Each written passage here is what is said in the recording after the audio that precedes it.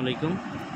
এই যে দেখুন, আমি যে কোনো সাইটে গেলে একটা জিনিস বলি, সেটা হচ্ছে G I wire, extended G I wire মাথাটাকে কেটে দিতে হবে, অথবা রডের সাথে ভালোভাবে প্রপারলি টাই করতে হবে, আর না হলে কী হবে, কোরশন আসবে।